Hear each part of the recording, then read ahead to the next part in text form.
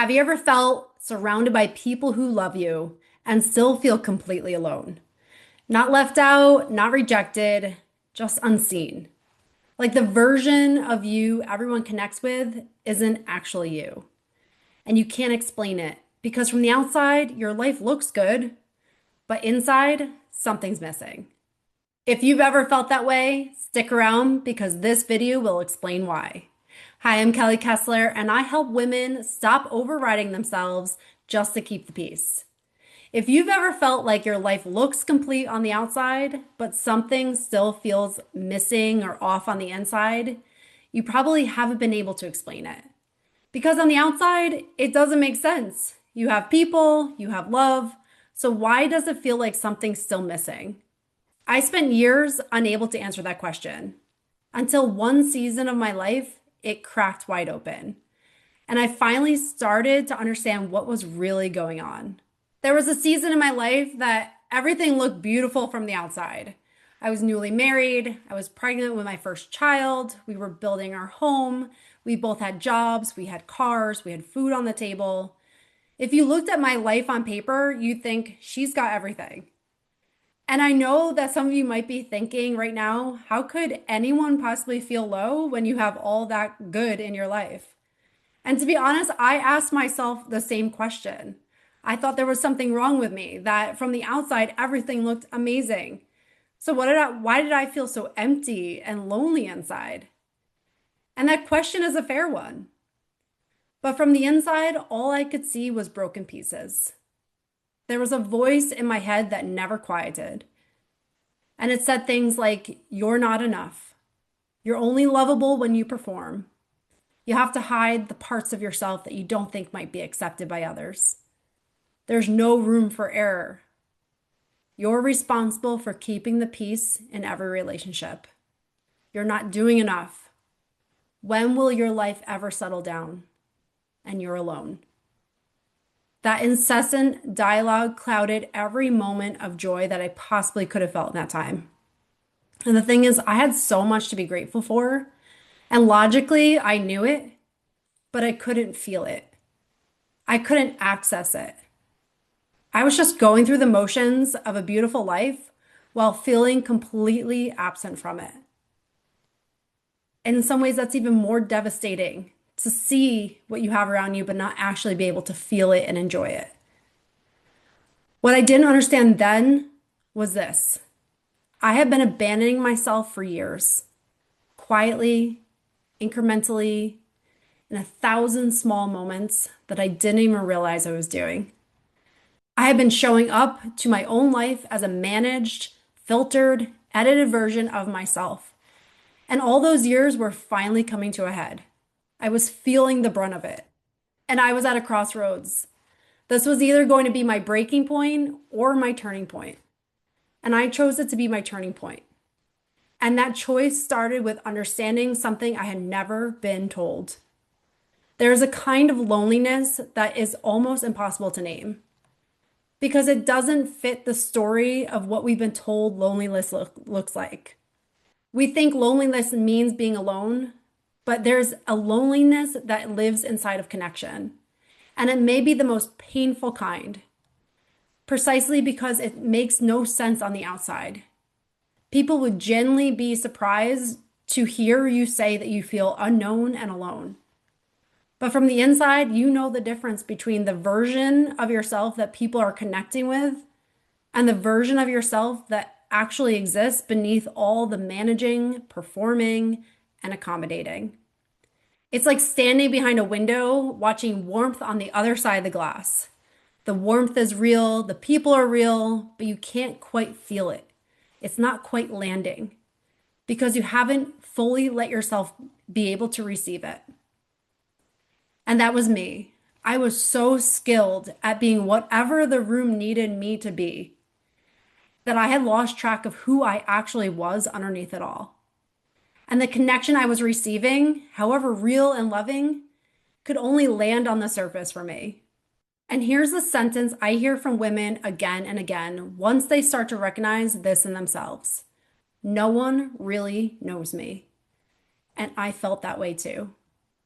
They say it with this exhausted bewilderment because they're not shy, they're not withdrawn, they have full lives, they're busy people, and they know that people will be shocked to hear those words from them. But from the inside, they feel it. There's a gap between who they appear to be and who they actually feel they are within. And I want to be clear about what creates that gap.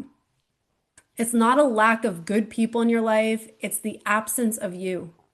The real, unedited, genuinely present version of you from the relationships that are supposed to hold you.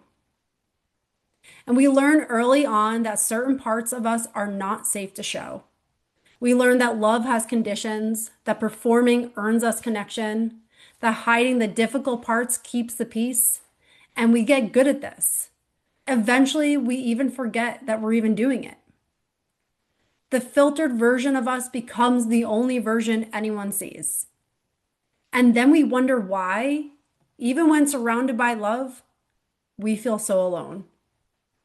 Now, here's where I want to be honest with you about something that nobody tells you when you start doing this work. Because I don't want you to be blindsided like I was. When you begin to actually express your truth, when you start letting the real version of you show up, something uncomfortable can happen. Some relationships won't be able to handle it. And that's not by coincidence.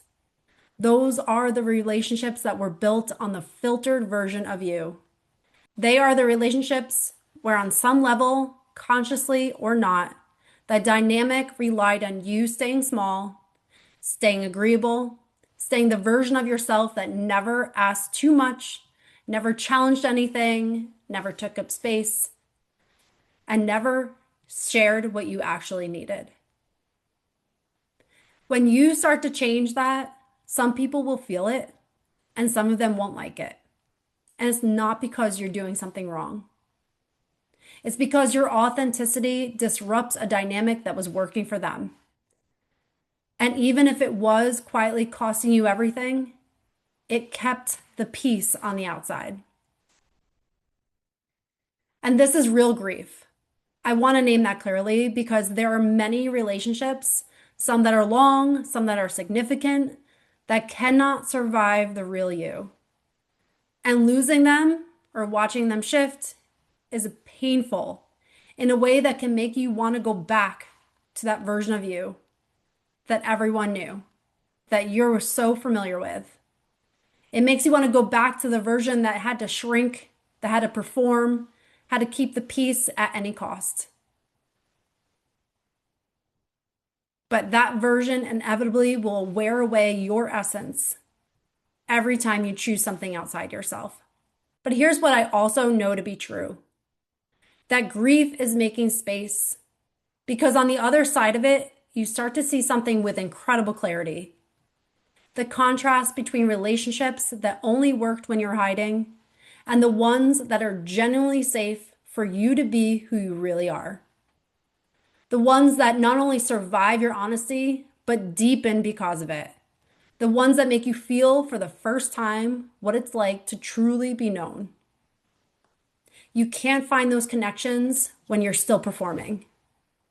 You have to be willing to let some things fall apart to make room for what's real in your life. So what does it actually look like in practice? It starts a lot smaller than you might think. It's the moment where you say what you actually think instead of what will land easily. And believe me, that can be a really hard moment to decipher when you've had so many blurred lines for so long. And this is the moment where you share what you genuinely feel instead of what you think might be acceptable or what might be more manageable version of it. This is the moment where you let someone see that you're struggling instead of holding the struggle behind a composed expression, the fake smile that holds it all together. These are the moments that you share what you genuinely feel, that you share your truth, that you express yourself, you express your needs. Even if they're small, you start to connect with what you need rather than what's needed of you. And those moments are uncomfortable. The managed version of you never feels exposed, but the real version of you does. And yet, those are also the moments where genuine connection becomes possible because you cannot be truly met by a version of yourself that isn't really there. And here's what I want you to hear if you're sitting with any of this right now. The loneliness you feel is not evidence that something is wrong with you. It is not proof that you are unlovable or too much or not enough. It's actually evidence of how well you learn to protect yourself and how long you've been doing it. You're not broken. You are just ready to come home to yourself. If any part of this video resonated with you, if you've recognized yourself in that feeling of being unknown or in the exhaustion of performing a version of yourself that keeps everyone else comfortable, I want to share with you something that I created to help you see yourself more clearly. I created the free self-abandonment audit, and it's exactly what it sounds like. It's designed to help you identify specific areas in your life where you might be abandoning yourself, where you might be shrinking, managing, performing, or hiding, and often don't even realize it. Because this work starts with awareness. You can't change what you can't see. If you want to see the patterns that maybe you can't see right now, grab that in the link below. It's completely free. It only takes a few minutes. And I genuinely think it's going to open up your eyes to some of those patterns that are running your life quietly in the background for maybe most of your life. And if this video spoke to you today, please share it with someone who might need to hear it. Sometimes the most meaningful thing we can do is say to someone else, hey, me too. You're not alone in this. Because when we're understanding our own patterns, when we're going through this journey, it can be lonely on so many fronts. And believe me, I know that you're not the only one who's experiencing this. I know so many that feel this, but struggle with it behind closed doors. If you want more videos just like this, you want to learn how to dive deeper and understand your patterns and release them so you can finally come home to yourself, be sure to subscribe to the video. I go deeper into what the patterns are, what healing actually looks like, and how to start building relationships where you genuinely don't have to hide.